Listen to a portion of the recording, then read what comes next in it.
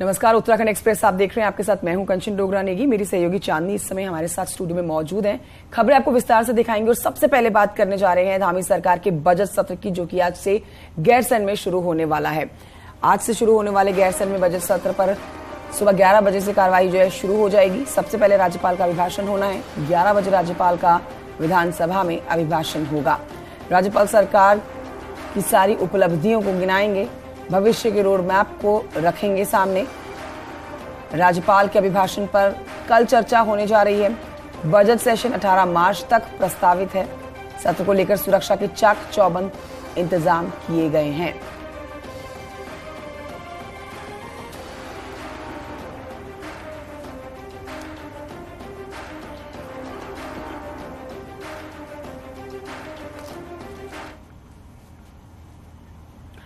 तो वहीं विपक्ष सत्र के पहले दिन प्रदर्शन करेगा। सुबह 11 बजे अलग अलग मुद्दों पर प्रदर्शन करेगी। जोशीमठ, पेपर लीक, रोजगार, महंगाई के मुद्दों को लेकर कांग्रेस सड़क पर उतरेगी और इस प्रदर्शन में कांग्रेस के प्रदेश अध्यक्ष समेत कई सीनियर नेता मौजूद रहेंगे। वहीं प्रदर्शन को देखते हुए भराड़ीसैंण में सुरक्षा कड़ी कर दी गई है।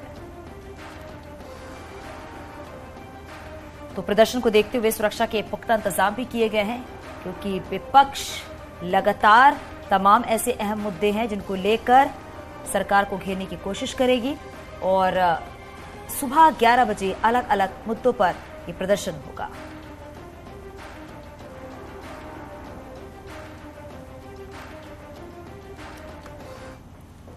तो आज बजट सत्र की शुरुआत होने जा रही है और देखिए हमारे साथ सुनील नप्रभात जुड़ गए और जानकारी के साथ। सुनील नप्रभात, आज का दिन बहुत अहम हो जाता है। राज्यपाल के अभिभाषण के साथ बजट सत्र का आगाज हो जाएगा, लेकिन जितनी तैयारी सरकार की है उतनी ही तैयारी विपक्ष की भी है। कांग्रेस धरना प्रदर्शन देने के लिए पूरी तरह से तैयार है। आज क्या कुछ होने वाला है, विस्तार से बताएं।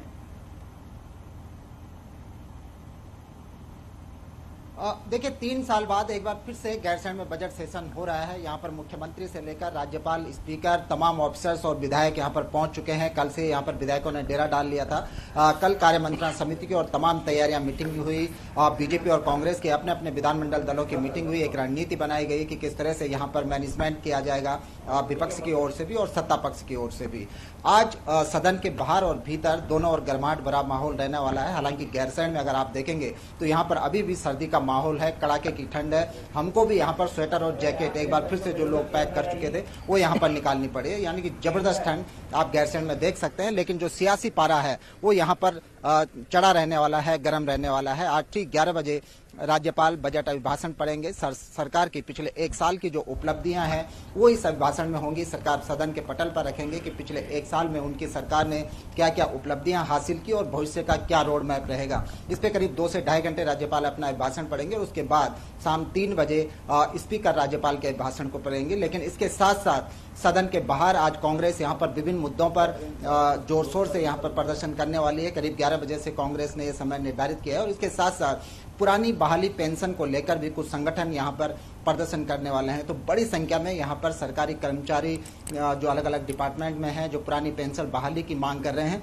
वो भी यहाँ पर पहुंचे। और आप देखिए कि हमारे साथ यहाँ पर पुरानी पेंशन बहाली संगठन के जो प्रदेश अध्यक्ष हैं वो भी यहाँ पर मौजूद है। एक संक्षिप्त सा टिप्पणी हम उनकी लेते हैं। सर, अपना नाम बताएगा और एक दूसरी बात, क्या डिमांड आप लोगों की रहने वाली? मैं जयदीप रावत, प्रदेश अध्यक्ष राष्ट्रीय पुरानी पेंशन बहाली संयुक्त मोर्चा। हमारी मांग है कि पुरानी पेंशन बहाल की जाए और जिस प्रकार से कि रिटायरमेंट पे आज 1000 रुपए और 2000 रुपए पेंशन प्राप्त हो रही है, जिससे कि उसका गुजारा नहीं चल रहा है। तो हमारी सरकार से ये मांग है कि पुरानी पेंशन बहाल की जाए, जिसमें कि जीपीएफ आधारित पुरानी पेंशन है और 50% जो रिटायरमेंट पे अंतिम वेतन का मिलता है वो दिया जाए।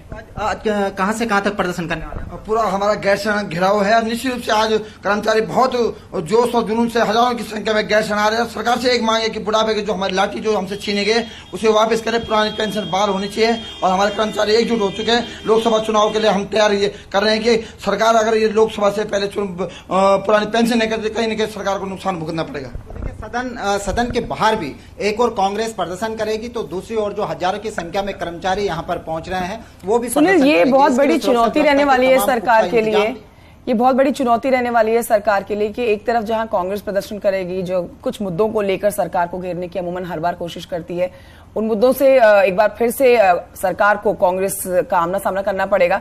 लेकिन दूसरी तरफ ये लोग तो यानी कि अब इस बजट सत्र में हर वर्ग को संतुष्ट करना भी सरकार के लिए एक बड़ी चुनौती होने वाला है। तो सरकार इस परेशानी से कैसे पार पा सकती है?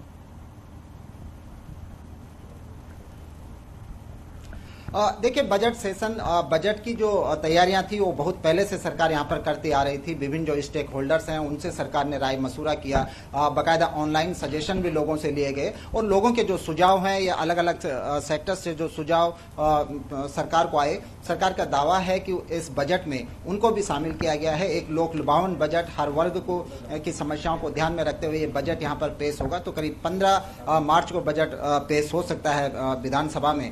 आज राज्यपाल अपना भाषण पढ़ेंगे, कल उस पर चर्चा होगी और उसके बाद धन्यवाद प्रस्ताव ज्ञापित किया जाएगा। लेकिन आज की मैं बात करूं तो आज सदन के बाहर और भीतर माहौल गर्म रहने वाला है। कांग्रेस बिल्कुल सुनील, सदन के बाहर और सदन के भीतर दोनों जगह माहौल जो है वो काफी गर्म रहने वाला है। लेकिन सबकी निगाहें इस बात को लेकर टिकी हुई है कि इस बार बजट में सरकार की तरफ से क्या लोगों को राहत मिलेगी।